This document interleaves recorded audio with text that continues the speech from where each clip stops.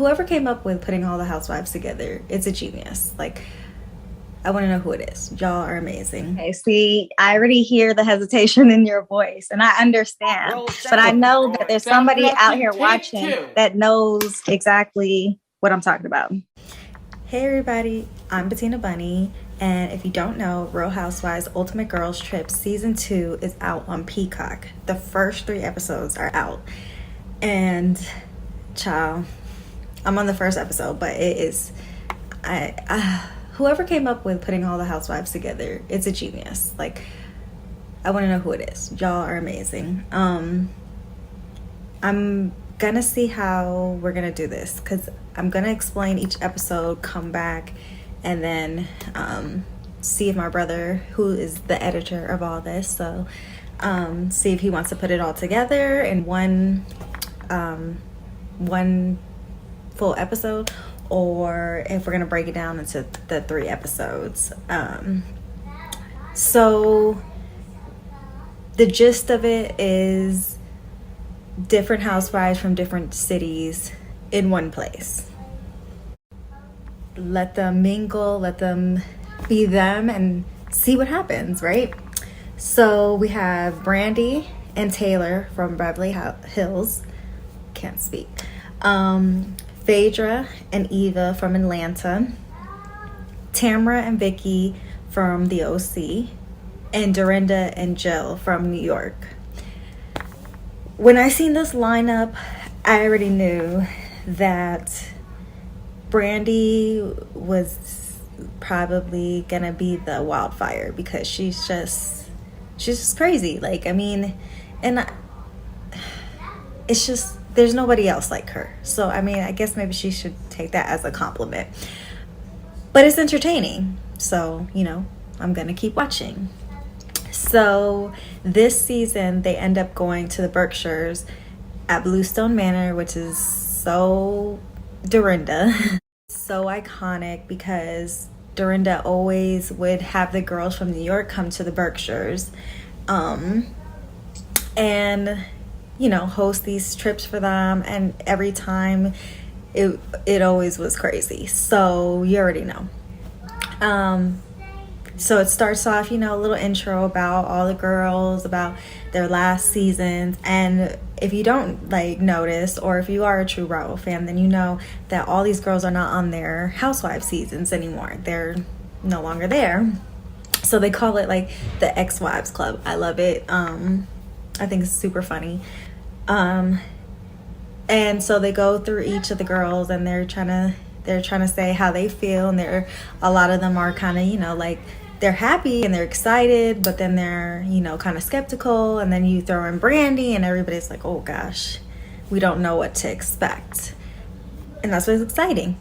So I know Eva is my person, because automatically, you know, she tells her husband, did you know that weed was legal in Massachusetts, which is where the Berkshires are? And I didn't know that. I mean, I'm very up to date on certain places that are legal, but I guess that just slipped my mind. I don't think about Massachusetts. But yeah, so she's excited. So I know that's my person right there. Like, I know we would probably hit it off.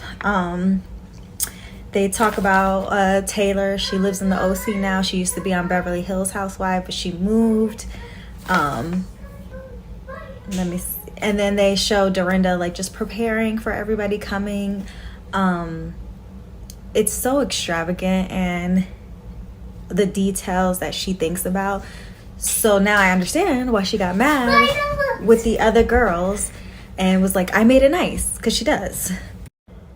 So, sorry, that was if you hear my children in the background, I got 2, so there's nothing I can do about it. Anyways, but, yeah, so she does all this planning, preparation, I mean, flowers, decor, she's even bringing furniture, and it's beautiful. So, I mean, Dorinda, if you need just like a regular friend, I'm here. I mean, I'm used to bare minimum, so anything will be better than nothing. But this is what I dream about when I dream about having a group of friends and getting together and planning, you know, just to have a good time. So I really do appreciate the time and effort Dorinda spends on just the minute details. Like, it's beautiful. Like, her place is beautiful. That's point blank. So Jill is coming, but it's a surprise.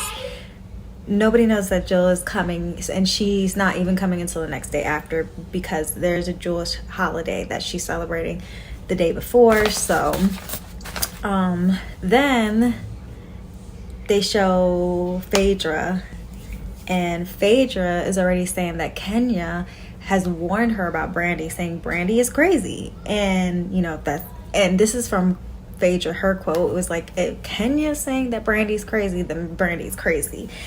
And the other thing about that is that I didn't know that Kenya and Phaedra were still like cool, because if you remember from her Real Housewives season, they always were on opposite ends, especially dealing with her ex Apollo, and how Kenya was very flirtatious. Like, I don't know if it was me, if I could be cool with somebody like that, but I mean, it is what it is. I mean, it was so long ago, I just don't know how I'd feel about that even still. Like, he was flirting mad hard with my ex while we was together. Like, I don't think that's the kind of people I would want to be around. But anyway, so she did warn her about that.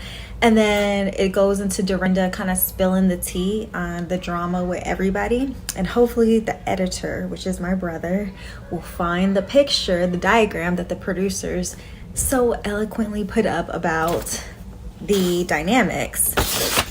So basically, Taylor and Brandy don't get along from their season on Beverly Hills together. Brandy has gotten into it with everybody, so Brandy and Tamra have Twitter beef. I didn't know that either. And Vicky and Tamra, they've had their beef on and off on OC, but they're on good terms now. And nobody really seems to have issues with Phaedra or Eva, which I'm not surprised. I mean, I'm pretty sure they don't really hang out with the Atlanta girls. Like, I mean, they should, but I'm not surprised. You can take that from what you may. But, so I'm trying to see where I want to go from. So then they start going to the girls are getting to the Berkshires. Vicky is already complaining. She's saying that there's nothing to do in the Berkshires. It's like spooky. There's no stores. Like, how are we gonna have fun here? And it doesn't surprise me, just because I know how Vicky is. She's just like that. Like, she's a control freak, and if she's not doing it, it has to be like so perfect for her to enjoy it. And she's just not used to the Berkshires. But it's not about you. It's about being a guest and being gracious. So but that's not Vicky, so I'm not surprised. They get to the Bluestone Manor, which is what it's called, and Dorinda's a good host. She's already telling them, like, I have a few rules, and she made up a list of rules which she left in each of the girls' room, which are shoes off upstairs, no food or beverages upstairs, only ask questions. If you have questions, ask the lady of the manor, which is her, and remember your manners. But like the little plaque full of rules, I mean, I thought it was kind of cute. I mean, I've never thought of it, but maybe, hey, in the future when I manifest my housewives moment, I'll just put that out there, and I'll be like, credits to Dorinda. So they sit down for lunch, and it's Taylor, Vicky, and Tamra, because they came together, so they're the first ones there. And already Vicky's being kind of negative, and Dorinda doesn't like that. It's like, which I wouldn't either as a host. Like, just like, you just got here, like, you don't know what's gonna come, just relax. But we do get the tea on Vicky and Steve, because Vicky, I guess, is newly single. As soon as she gets there, she says the day before, but I mean, I don't remember when this really took place or when they started filming, but she says like he literally broke up with her like the day before. They were together for 6 years, engaged for 2.5 years, and she's kind of said she's unsure what happens. But then, she starts laying out the tea, and it's like, girl, how you don't know? Like, come on.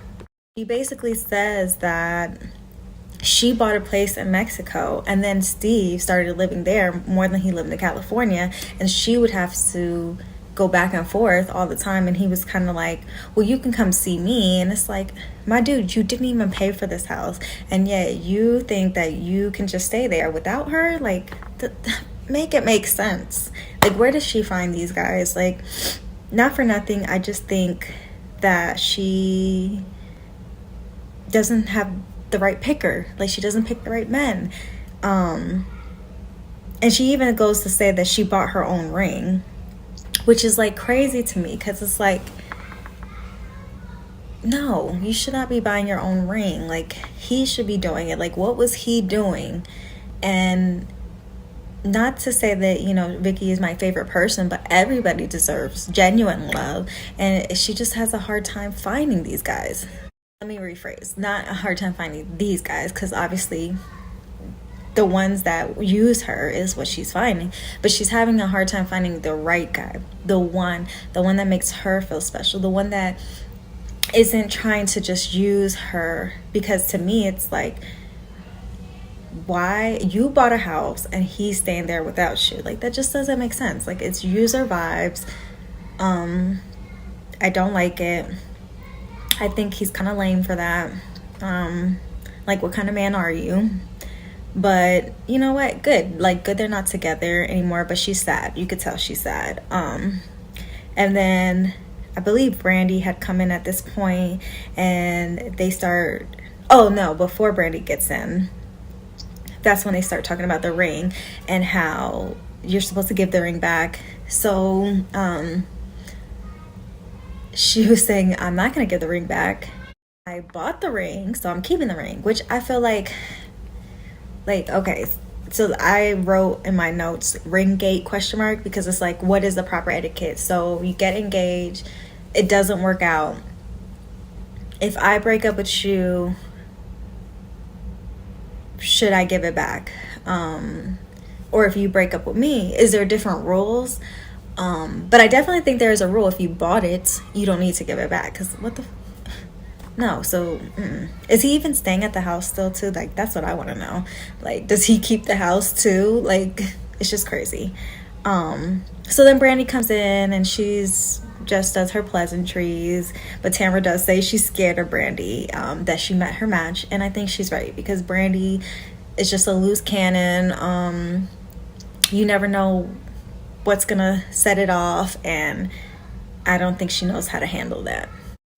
But what I will tell you about Brandy is that she can be, when she's not like extra like on one, she can be entertaining. Like, she does have this funniness about her, and I just wish she would hone in on that instead of the drama with everybody else. Like, she came in saying she wants to show a different side, and I really hope that she does, even though by this first episode it doesn't seem like it. She does break down. She said that she looked up everybody's sign, and Brandy, Phaedra, and Eva are all Scorpios. Dorinda's a Sag. She didn't look up anybody else's, which is kind of shady, but I did. Jill is a Sag. Taylor is a Gemini. Tamara's a Virgo, and Vicky is an Aries.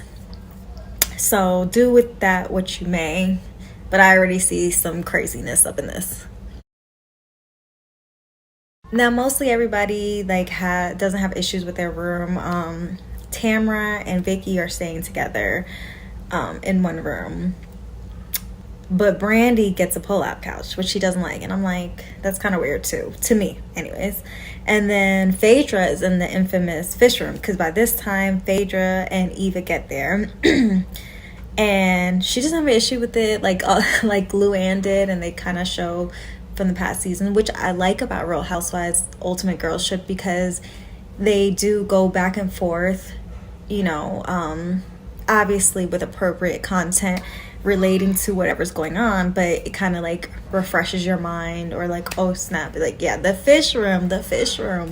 But you know, Phaedra, she doesn't care. Let me see what else. So Brandy, Eva, Phaedra, they all And I think they're still, talking about Steve at the table. So obviously, Brandy joins in because she watches Real Housewives. She's all cut up, and so is Eva also. But Brandy's like, Steve's a dick. And then Vicky, goes on defense mode. She's like, she doesn't even know Steve. Like, yeah, but we don't know Steve, but we can only judge what we see, right? And unfortunately, we live in the society when you're in a reality show that you're going to get judged. And like, Steve just isn't it. But from what I know about Vicky, she's very like steadfast and protecting her man no matter what. Even if they're not together still, she's still going to protect him because she just was with him. And I mean, I understand it because we all want to protect the people that we love, and she still loves them. But don't protect him. He's an asshole. Somebody that could do all this is like, use your own house. He doesn't buy you a ring. They hadn't even had sex in like 13 months. And she said every time she would try, he just wasn't into it. Like, all these things are red flags. And I just don't think she sees the red flag. And I need her to see it. And like, you don't have to say anything bad about him, but don't protect him either. He's a grown man. If he wants to protect himself, he can do it, which he probably won't. And I don't know if you know by now, but he's already married to somebody else. Like, I don't know how long ago it was, but it's kind of soon to be already married to somebody else when you were just with somebody for 6 years. That's kind of crazy. But so they start focusing more on Vicky, Dorinda, because I think Vicky, you could tell she's uncomfortable or whatever. And Dorinda starts talking about being put on pause by Bravo. And everybody's like, no, you were fired. Like, why don't you just say you're fired? And she says that Andy called her and said, you're just being put on pause. So I don't know how true this is from Andy, but everybody else thinks she's in denial. And they all realize at this point that they're all not on their show. So they call themselves the Ex-Wives Club, which is super funny to me, like I said. But then they start, saying their issues with people or how they know people. And I didn't know this, but Eva's known Phaedra since she was 16. So that's interesting tidbits. It's like finding out these little tidbits that we wouldn't normally find on the regular seasons because you got to spread out so much. When you focus on 2 girls from each season, like at a time, you can kind of see little things that you didn't know before, like for that instance. And of course they're drinking at this lunch, so you already know it's probably gonna just spiral later. Let me see. So they decide to, take a little break before they have dinner later. And then Dorinda is in her room, and Brandy comes to Dorinda's room, and, they're just talking, but Dorinda is kind of saying like her room is like a safe space, a safe place to hash it out. And then Tamara comes, and Tamara and Brandy kind of do hash it out, they're talking about their issues that they've had with each other on Twitter. So apparently, I guess Tamara was speaking about Kelly Dodd and saying that she's unstable. She's like Brandy. That's where it stems from. So then Brandy went on to just once you go at Brandy, she's gonna go at you 10 times harder. So I don't really know if it was going at her, but if you're saying Kelly Dodd is unstable, she's like Brandy, you're basically saying that you think that Brandy's unstable, which is what Brandy was trying to say. And I'm not always gonna agree with Brandy because later on you'll see why, but for that, I probably would have taken offense, maybe not to the extent that she did, because then she went in talking about, her grandchildren and all this. I think certain lines don't need to be crossed, and that's the problem with Brandy. She doesn't know what lines not to cross. There's no boundaries for her. This girl will just go at you and your whole family, and your whole family is like, what did I do in this, But they end up hashing it out and saying listen, let's just start clean slate. Kind of like a truce. You're nice to me, I'm nice to you. And Tamara even says I just have to know how to play. If I'm just cool with her and just let her be, she'll let me be. Will that work out? throughout the season? I don't know. I don't think so. But I mean, who knows? So then they get ready for dinner, and then as they're going to the dinner, Brandy wants to talk to Taylor. I guess she wants to hash it out with her too. So I'm thinking in her mind, she's like, let me just get these talks out the way, and then, you know, we have a good time. But then it kind of like turns weird because they start talking about their season. And if you don't really know about the season that they were on together, I think it was Beverly Hills season 2 that Brandy ended up coming on. It was like a tumultuous time for Taylor. So they basically kind of like outed Taylor in her situation with her, you know, her deceased husband, that he was abusing her physically. And she was going through a lot, obviously. I mean, we could see that just watching as a viewer. But then Brandy comes on, and the type of person she is, who has no boundaries, you know, they got into it a lot. And I guess Brandy was like trying to explain where she was coming from, but she was just saying like it was a hard season for her because nobody liked her. And Taylor's on the other hand like, it was a hard season for me because my husband had died. He killed himself because her ex-husband, or her deceased husband, ended up committing suicide because of all of, you know, everything being aired out on Beverly Hills about the domestic violence. And she ended up writing a book about her experiences, and at the reunion, Brandy called her out for it, like, your husband just died, but you're writing a tell-all book about the domestic violence. And that was hard for me. And she's like, I loved you, and I think his name was Randall, don't quote me, and I loved Kennedy, which is their daughter, so it was really hard for me. But I don't think she sees the disconnect that, okay, you were a part of that, you were in the season, but imagine her going through it, like, and I think that wasn't clicking, and she just kept talking about herself and how it was hard for her, and not realizing that Taylor was going through a lot. And maybe I should have been more sympathetic to that situation, especially it's a domestic violence situation, it's a suicide situation. I mean, all that is such heavy topics, and I just think like she could have been a little bit more compassionate and just said like, listen, I messed up, like I should have just kept quiet, or just listened to you, or just, you know, maybe not got into it with you, maybe everybody else, but you know, they ended up not squashing it. But I think Brandy thinks they squashed it. She's like, you know, I have a really good time with you no matter, I always had a good time with you, so let's just do that. But Taylor, you know, is annoyed, and Taylor has like kind of a people pleaser attitude, and I mean, she's a Gemini, so like they kind of both ways. But she's not happy because then she's like thinking like, well, I actually do agree with why she's not happy, because, you know, Brandy just doesn't get it. I just don't think it clicks all the time for Brandy.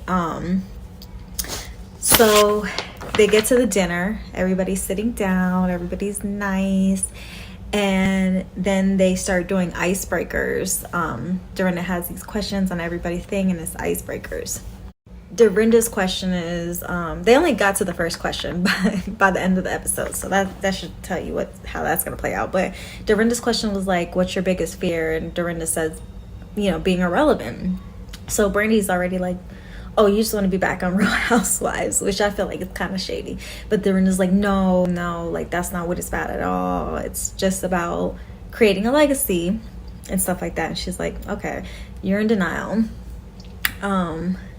Which I do think she meant like creating a legacy as far as what she meant about being relevant, but I also do think she's in denial about what's next for her on Bravo. I think she really took it hard. I mean, about not being cast or being put on pause. But, you know, look at her now. She's on Real Housewives Ultimate Girls Trip, and there's supposedly going to be another Real Housewives spinoff of New York.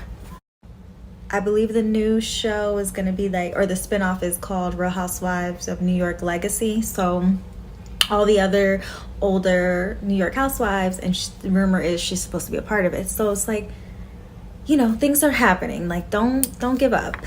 Just I think she needed that time to focus on herself.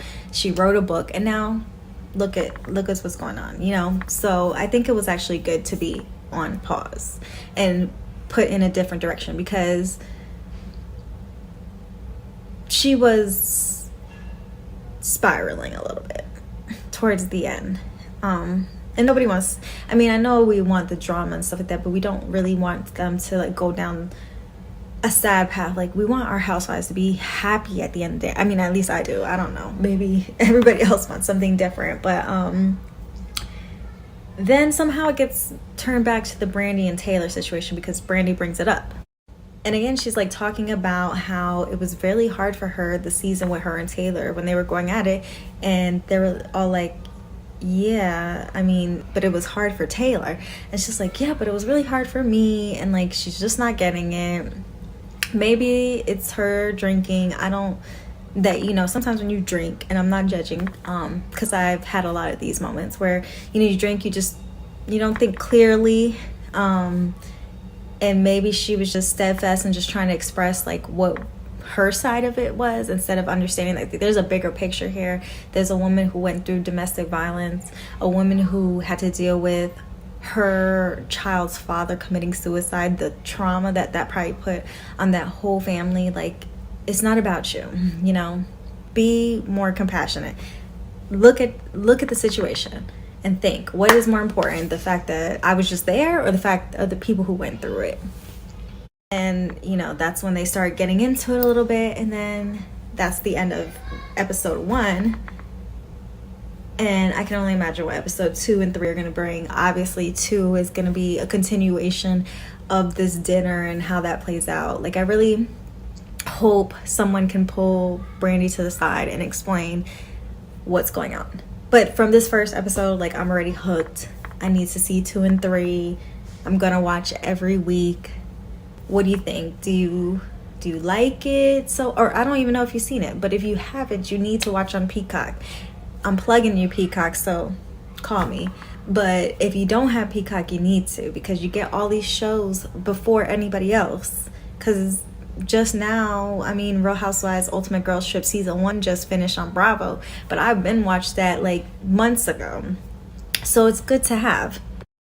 I'll get all the Bravo shows streaming the day after, even the new shows, which I'm excited about because I can't wait. I always have to watch it. Like, I would tape it and then just watch it that same day, but then you gotta go through commercials, and here you don't have to do that. You just stream the next day. So I would highly recommend it. It's like $4.99. But do you like this concept, the Ultimate Girls Trip? I wish I would have explained season 1. Maybe I'll go back if you guys want to. But I really love this concept of bringing different housewives together, because they're all crazy. And then together, it's like so many different dynamics, and it's like you don't even know what to expect. And that, I think that's the biggest takeaway for me, is the unknown. Like, what craziness is going to happen with all of them together. Do you want more of this in the future? Do you think that this is just gonna be the new norm, where they take different housewives, even current housewives, and put them all together? I mean, for me, it's everything. But again, this is only my opinion. But I want to hear what you think. And it doesn't have to be in alignment with me, because I'm in full agreement. Like, we all love reality. That's our tie together. But we don't have to have the same perspective all the time, but we can respect it, you know? So I hope you enjoyed it as much as I do. And if you want more, let me know. Like it, share it, comment, whatever you need to do. And I'm gonna go watch episode 2 and 3, and obviously do more, and let me know what you think.